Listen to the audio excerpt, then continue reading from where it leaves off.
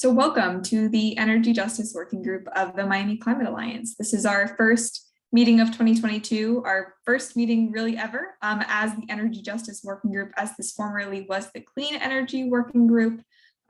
Really glad to have you all here today. You may have had exchanges with me or other members of the Miami Climate Alliance Steering Committee or organizational members. We have a really dynamic leadership structure. I encourage you to check out the Miami Climate Alliance website to learn a little bit more about us if you haven't already been engaged with the Alliance. I do want to share that the Energy Justice Working Group is recruiting co-leads. So if you want to be a closer partner with me in this space, working to advance a just energy system for Miamians, please do reach out to myself or our program director, Jeanette, for a little bit more information about what that means. And without further ado, let's get started. So we have some group agreements in this space, just how we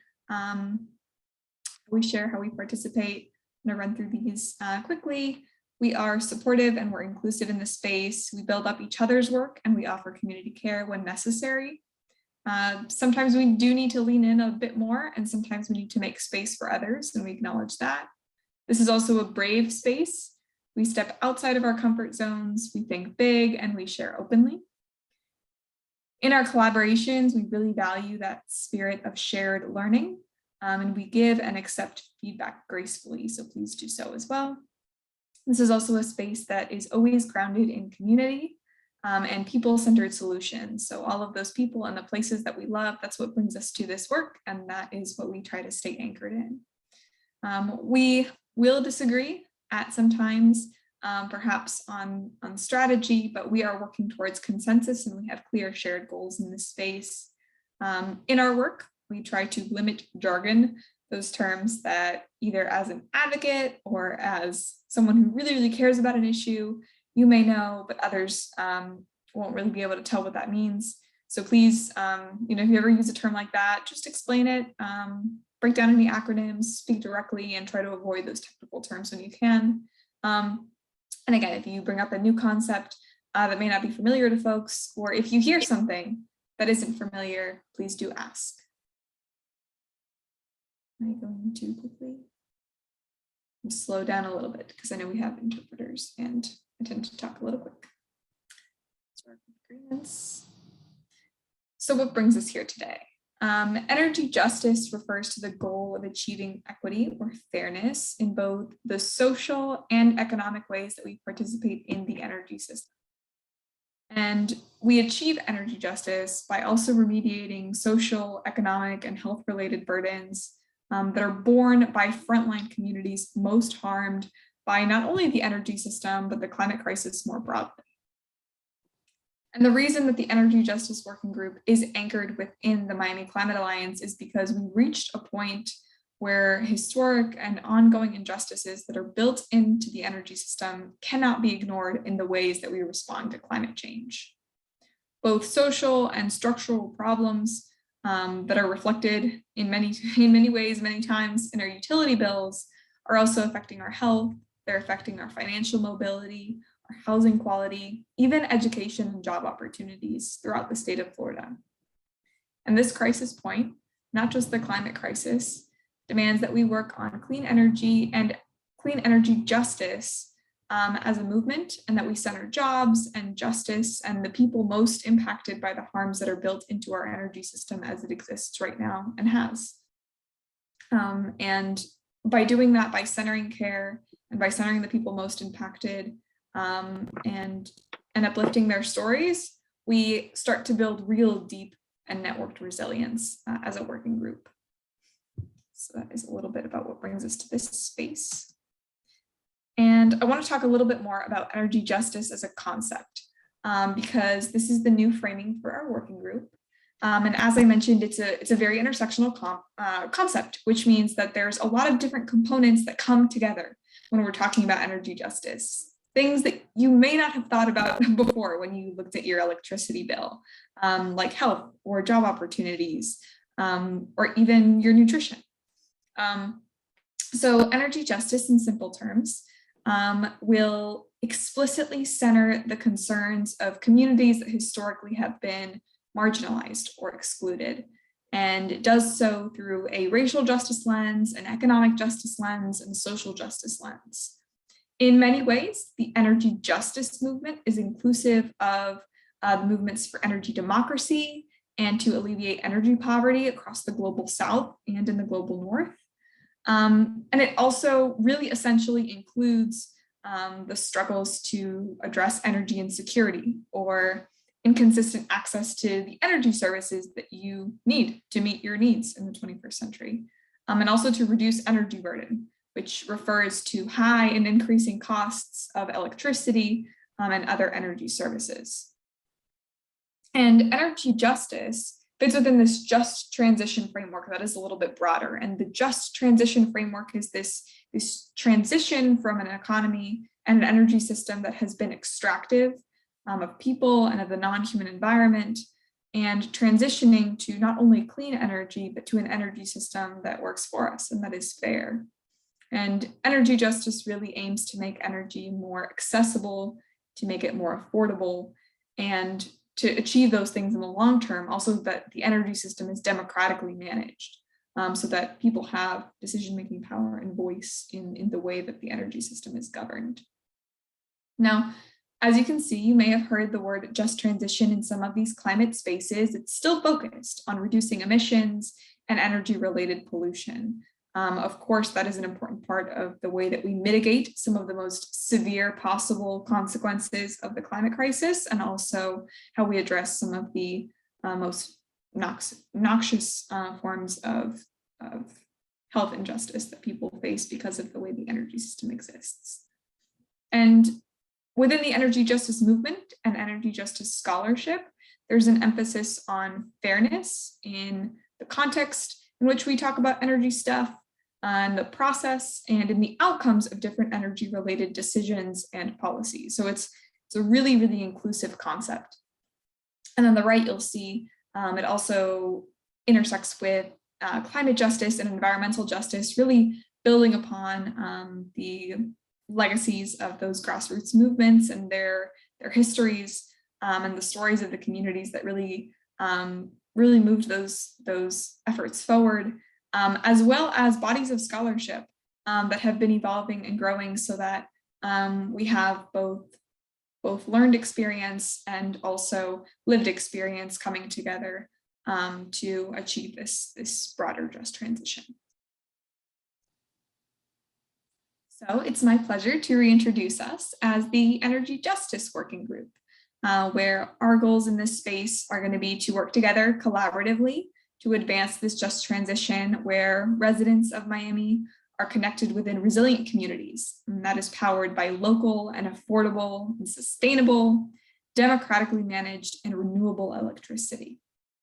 And our shared vision for this space is that we seek to operate as a model for participatory energy justice policymaking. And that means that we are all working together to design and to champion the solutions that we want to see reflected in the energy system, in the way that it's governed, in the way that we have access to different energy programs, and the way that we pave a future for more opportunities for people to benefit through their interactions with the energy system, which is kind of hard to even wrap our minds around when most of our interactions right now are just a really annoying utility bill every month.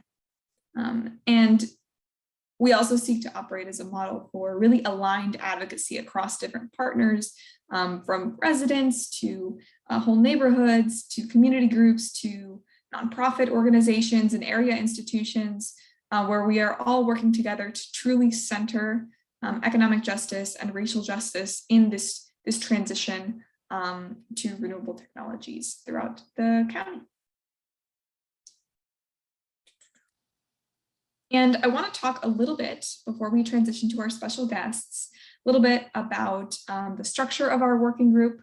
We are going to be meeting on the second Monday of each month, from this month, March, all the way through November at 6 p.m. Eastern. And in that space, we'll share advocacy updates, we'll brainstorm around projects, we can troubleshoot if you're working on a campaign or if you have an idea for your community that is within the scope of our working group. Historically, the Energy Justice Working Group, when it was the Clean Energy Working Group, worked on all kinds of energy justice issues. Some of the priorities have included rate increases by the Florida Public Service Commission, which regulates our utility companies. We've also worked on increasing accountability for municipal plans by our cities and the county to reduce their emissions. And often they do that through a lot of their energy policy and programs. And we've also organized around utility shutoffs throughout the pandemic, which were literally leaving residents in the dark during a severe time of need, as well as for different energy efficiency and weatherization improvements, among lots of other great work that the Energy Justice Working Group has done historically. And like I said, some members are local advocates, others work throughout the state of Florida. We really center collaboration, and we have really, really diverse allies and types of expertise. And like I said, both lived and learned experience in the space. So I really encourage you all to stay engaged, stay in touch, and to actively participate and bring your unique vision for a just energy future to this space, so we can make it not just a vision, but a reality. Alrighty, and without further ado, I am so excited to introduce some of our partners from North Florida. And these energy justice advocates, activists, if you will, organized, actually formed their own nonprofit, the St. Peter St. Paul Community Council. And I'll let them share their story because I'm not going to steal their thunder. I saw that Michelle was on. I believe I saw Connie join. Please feel welcome to introduce yourselves, and maybe you could just start us off with telling us how you all came together, how you formed your group, and tell us a little bit of the origin story of your energy justice activism to help energize us for a year of working in partnership and advancing energy justice in Miami. I am going to unshare my screen for a little while.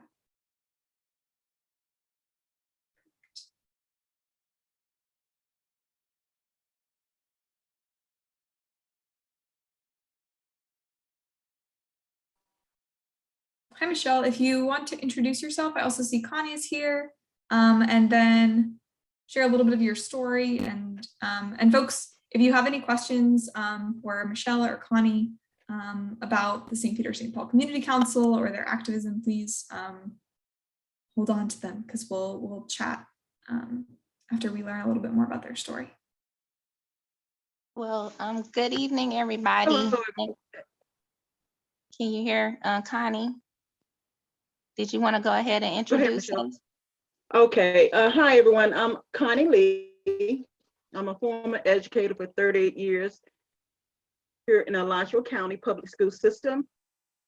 My neighbors and I were community members from our neighborhood is called St. Peter, St. Paul. So we formed the St. Peter, St. Paul Community Council here in Archer, Florida. When our community was facing a 600+ acre facility, solar facility, right in the middle of our community, not in a remote area. It was a residential it is a residential neighborhood, and it's an African American neighborhood, historical. Our families have been here since post-slavery. Most of the families have accumulated our wealth in our land that we live on. So it was a very big concern of ours of losing not only the historical component of our neighborhood, but the generational wealth that we hope to pass on to our descendants. So, and I want to also add that we are advocates of solar energy, but there needs to be a just transition when you talk about the placement of industrial sized facilities in Black and brown communities. Michelle. Thank you, Connie. Everyone, my name is Michelle Rutledge, and pretty much what Connie says sums up how we began in the activism.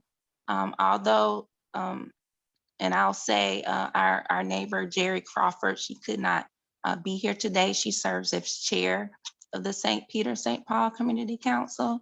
Although each of us volunteered in other areas, this land use proposal really was the catalyst for that began our activism in the environmental related policies and legislations, and particularly in regards to how rural minority communities are viewed and whether or not they're a part of the conversation when some of these decisions are being made. And just like Connie said, we then went to our local government at the time. So we're talking about spring, summer of 2020. So as you remember, that was pretty much the start of the COVID-19 pandemic.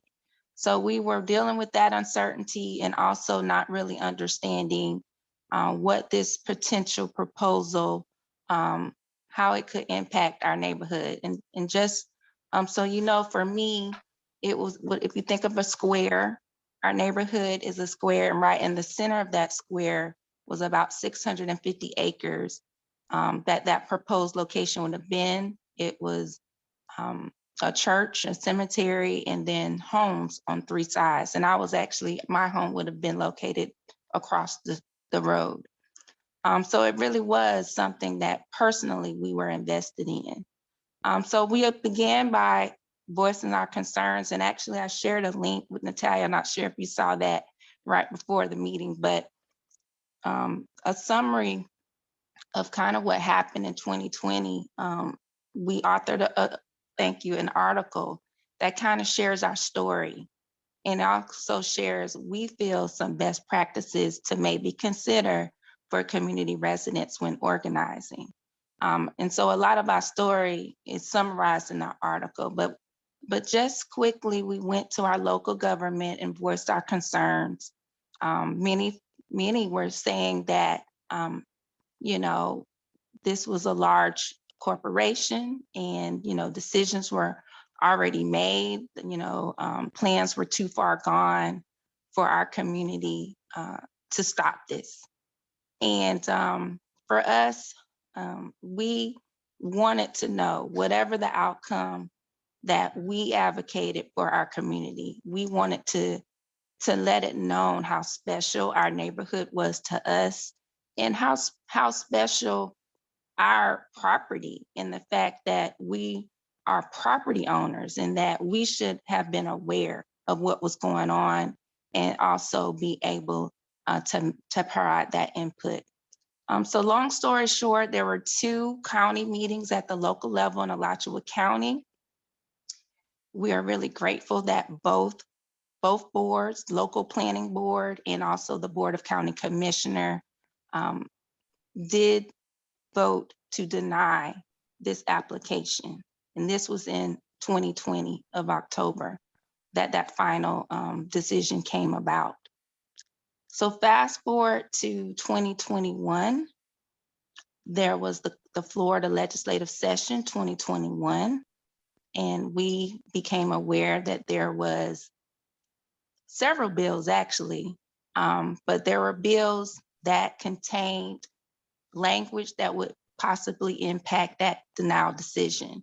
The language was concerning unincorporated agricultural and residential zones, which was basically the zones of our neighborhood.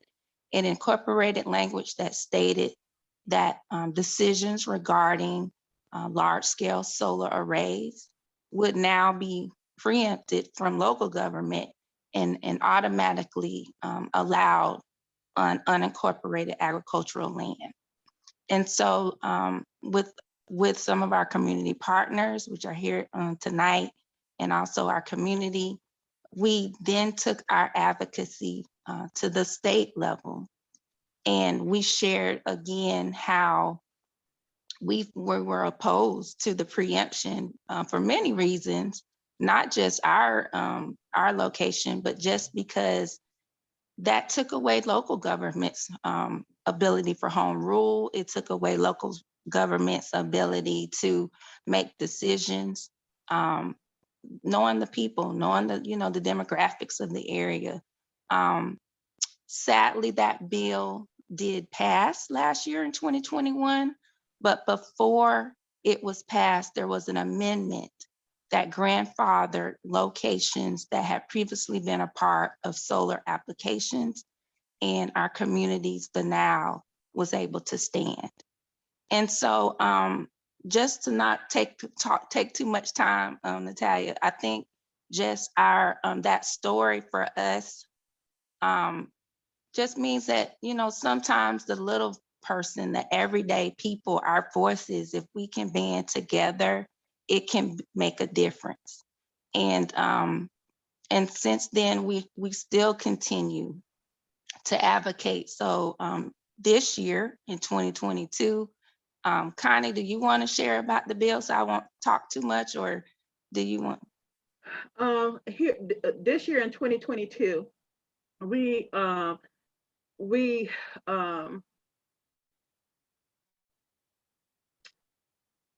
spoke with our representative from our area, House Representative Yvonne Henson, and we were basically keeping her up to date on how we were still working for our community, because we found out in 2020 it's not one and done.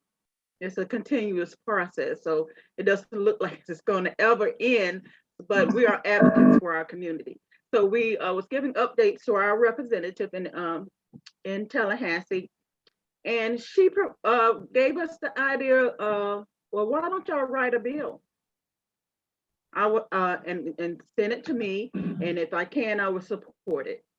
So with collaboration with I keep calling her Senator, House Representative Yvonne Henson, we wrote a bill, and it's House Bill 1285.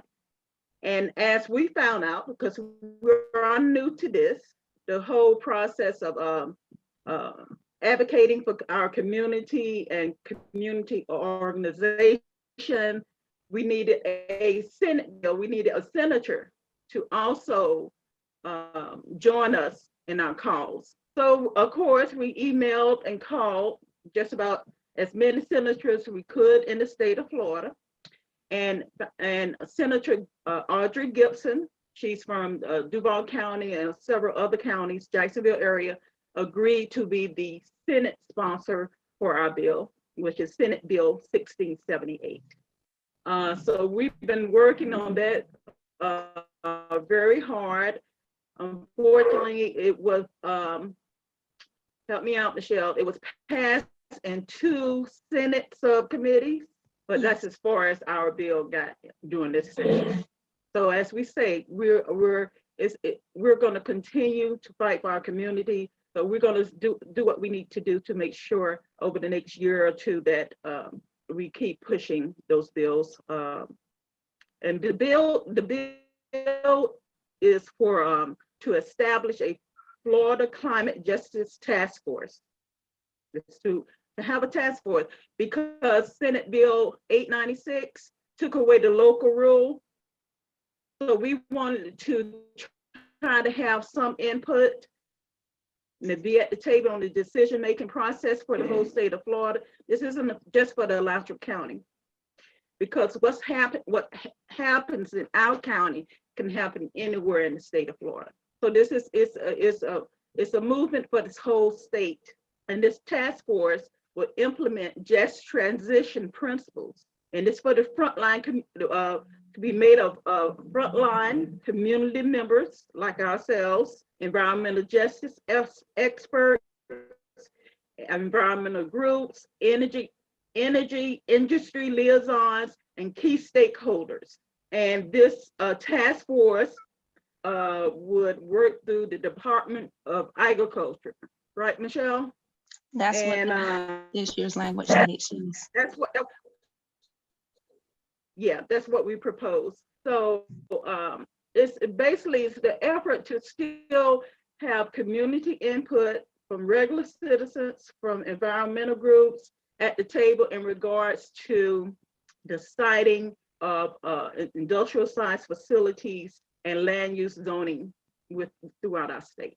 Michelle, you want to add something to that? And then also the Energy Equity Task Force would also be tasked with reviewing energy efficiency strategies in minority communities across the state of Florida. And that's pretty much, we tried to summarize it, the last 2.5, almost 3 years of our community's work. But hopefully we were able to give some high points of our journey.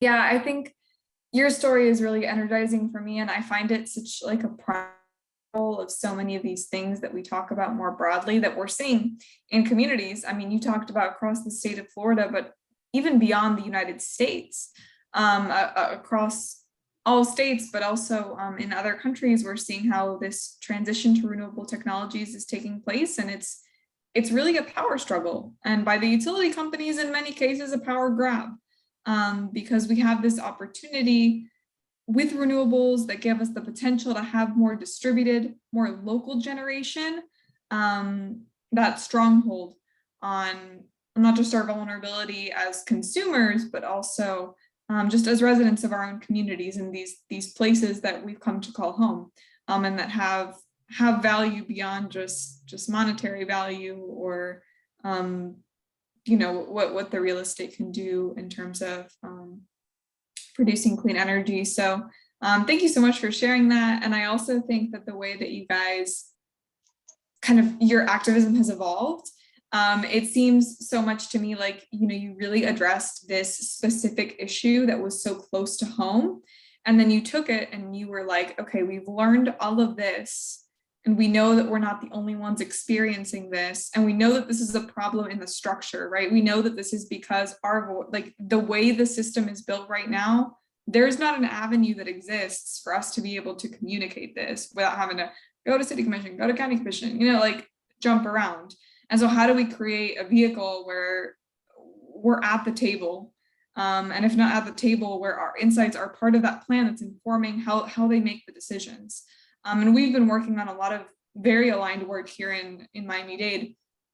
I see Mr. Wade is here, Mackenzie's here, and Mackenzie was involved in the project too. But for several months, we worked with our county government to talk about what it would take and what it would look like and what it would mean ultimately to have residents of Miami-Dade participating in evaluating a lot of these climate and energy related commitments that we're hearing about, right? The net zero commitments, the emissions reduction commitments, which are all really important, but how can we make sure that they're connected to community members' priorities, and that those who ultimately have the most potential to benefit from the ways that we respond to climate change, how do we ensure that they're benefiting? Because at the end of the day, when you center frontline communities, like everybody benefits. So just making sure that we have avenues to participate. I saw an article the other day, and I literally think the headline was like, we literally just need a better democracy to achieve climate action, like climate action, period. Because if people have a way to exercise their voice and for that to be connected to the decisions that are made in government, that deeper democracy, like people want to see action on climate change and they want it to be fair. It's not just a select few. So I really, I find your story really energizing, and I think it's just such a wonderful example of how important this work is, right? Sometimes I saw some messages in the chat about our massive utility companies and how their funding and their PR and all of their other arms are just so massive, right? Their lobbying arm. We've seen this legislative session. It's like it can feel really heavy. It can feel really massive. And I think that spaces like this, where we bring a lot of different types of expertise, where we bring a lot of different ideas and partnerships across our state, for example, I think that's how we build the people power to be able to achieve the wins we need. I'm going to stop talking because I could chat with you guys forever.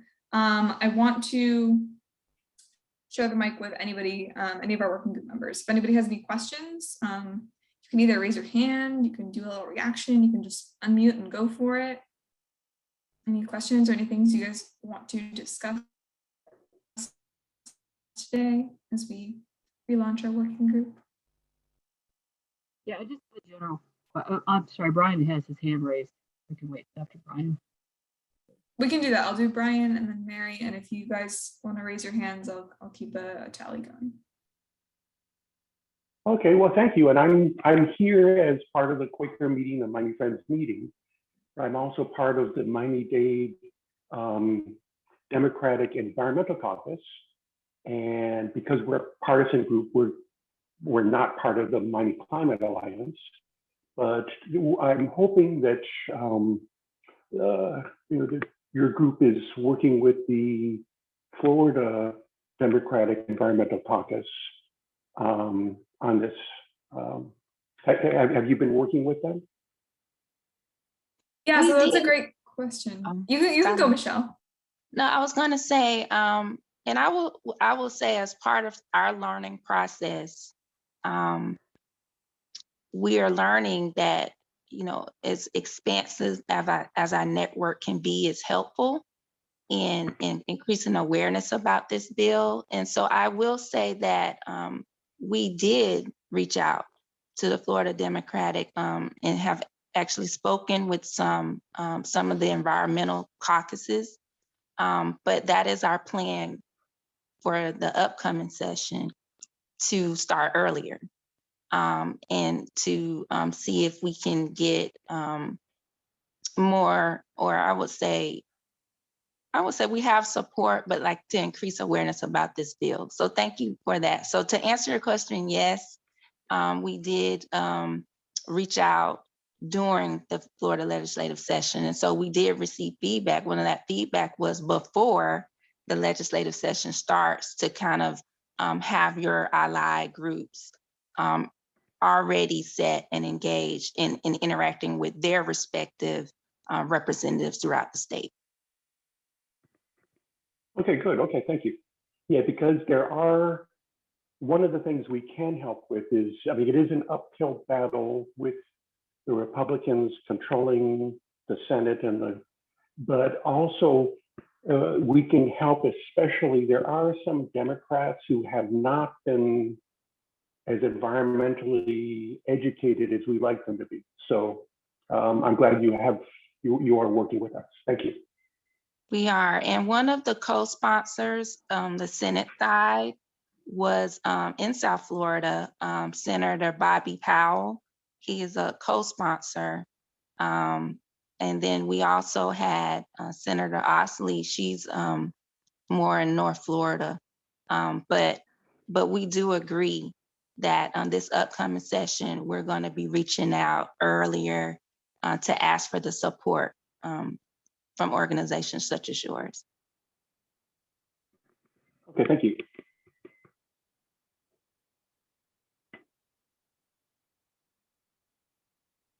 Okay, awesome. Mary, you can go next. I'm sorry for interrupting. Since your primer was a little bit more about MCA, I thought you were asking about the energy justice group more broadly, but Mary, go ahead. Thank you. Before I ask the question, I just wanted to share that I serve on the science committee for the Democratic Environmental Caucus of Florida. And then also we are forming an environmental justice group within the caucus. So any type of assistance that we could provide Miami Clients Alliance and or Michelle and Connie's group, just please let me know, and I will hook you guys up with whoever you need to be hooked up with or anything of that nature. Not to imply that you need assistance, but we can certainly talk about allying and working together, especially the statewide approach. Anyway, my question was, however, Connie and or Michelle, so what happens now? What are you going to do now? What's your next steps? Well, like Connie mentioned, we're going to continue. We feel the Energy Justice Task Force is a great idea. The statewide Energy Justice Task Force, even particularly, unfortunately, with the net metering bill that just passed. To me, and this is just my, opinion, not on behalf of the organization, but there didn't seem to be much analysis of the impact of that bill, and particularly the impact in underserved communities. So for me, I feel there is a need to have these discussions on a statewide level with an organization, a body. And so our immediate next step is to continue to build on the momentum. We had 2 Senate committee hearings that had unanimously favorable votes. So it had bipartisan support. And we think that's a great indicator that this bill, if someone told me, it wasn't my word, but they said they have legs. Like they said, this bill may have legs. And so we're going to continue on the off season to build the collaborations. To answer your question, we would be happy to partner and ally with additional organizations. That's the first. There's also some local part of our, and it's not necessarily energy related, but we do still feel like it's environmental related. What we see in our environment, what we hear, what we smell, that all contributes to our environment. And so there are some local projects in our community. We are the St. Peter, St. Paul Community Council. So there are some local projects that we want to work within our own community to improve our neighborhood. And we've been tasked. Just to give you some examples, we work with obtaining a historical marker we mentioned the cemetery. It's the St. Peter Cemetery. There are also some other historical sites in our neighborhood that we would like recognized on the state level. There are some green spaces within our communities that we feel like we can improve. So there are some things locally that we are a part of. We also are part of some countywide opportunities. There's a Truth and Reconciliation project that's going on in Alachua County, and we are a part of that. So we've been busy. We've been busy aside from what we may report out. And Connie, can you think of some other things that we're part of? Not right off, but I did want to mention, and when it comes to our group, we are the definition of a grassroots group, regular citizens in the community. And basically our group composed of around 15 individuals. And when you advocate for your community, we found out it's just not a matter of saying we don't want it in our backyard. Everyone on the committee, on the council, had to go out and do some research. We were assigned different things to research. And we put our research together, did a PowerPoint. And when we spoke for our group, we did it in a very organized and scientific manner. I think that makes a difference. And I think that is something, you will see that in the article that Michelle shared, but I think that is one key component of regular citizens getting together to speak up for their community. In regard to what else we're working on, it seems like something is coming our way every day, but we are going to continue to advocate, participate in interviews that are relevant to our issue. We are going to stay up to date on what is coming before our local county commission and participating in those meetings. And as of this year, I step out my comfort zone because I am an introvert.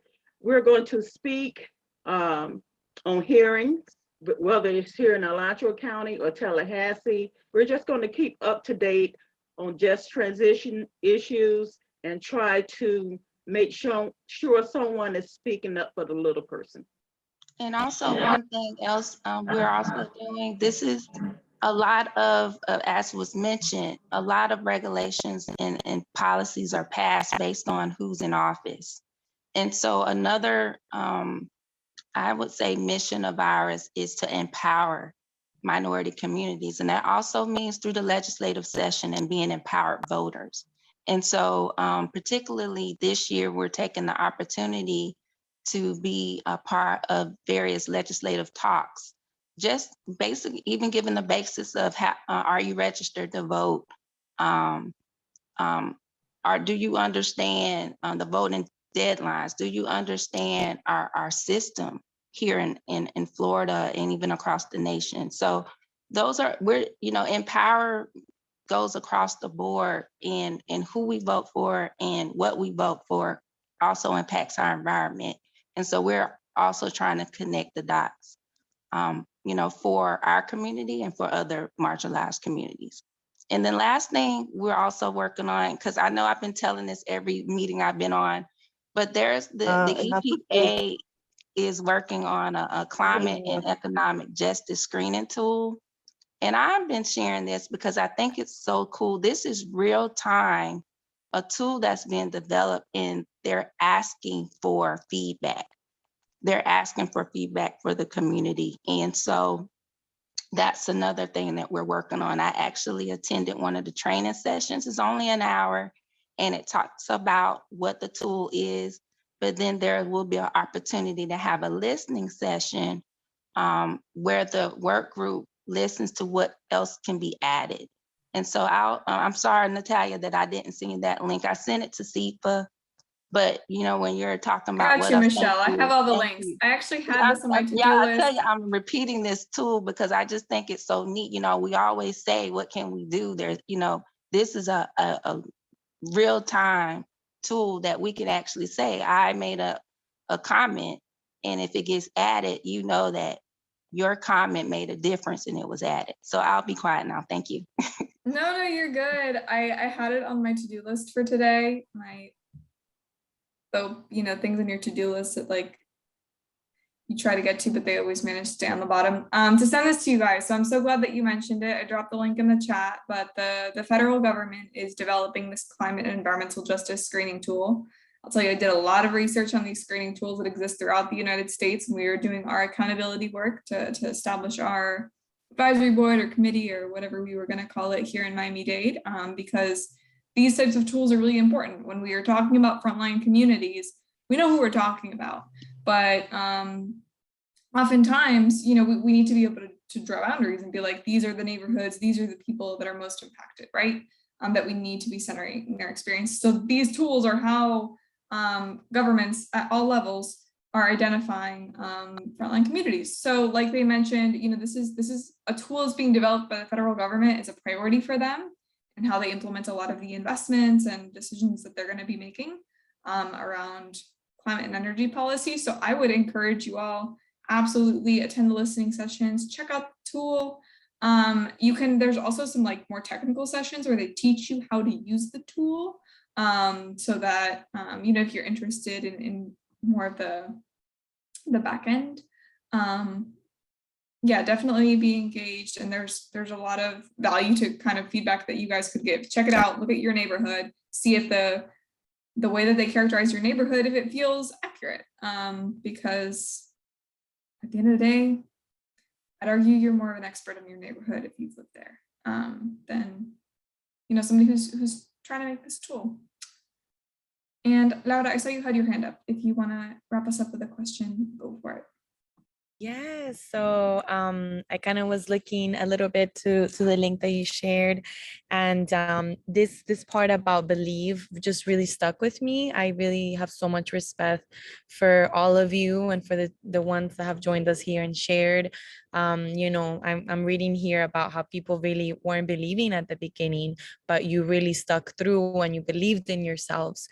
So my question is about that, here my name is Laura, I'm with Such a Mama, and so one of the things that we work is on local based and community based action. So what would be, I guess my question is, what is your advice for keeping the hope alive, especially when it seems like it's not going anywhere and they're gonna fail in the communities and what they want to do?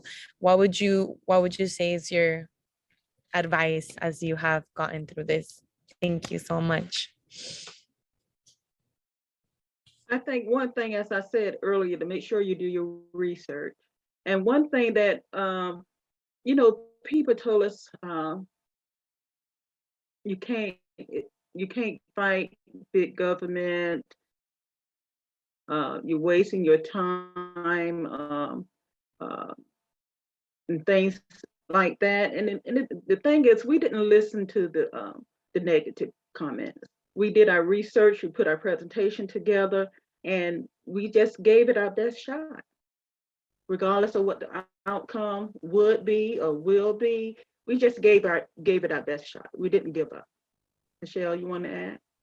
I'm gonna add probably what we haven't talked about is how so many in our community, they knew someone needed to say something, and you know, it was us. They voluntold us to do it. So it wasn't even the outcome, it was that it was pretty much, you know, particularly the elders in our community, the mothers of the churches, they were really concerned about this. They were looking at, if you think about it, this is their home all of their lives. And they're kind of near the end of their life, and they've prepared what they thought was something, a foundation to pass on to future generations, and that was being threatened.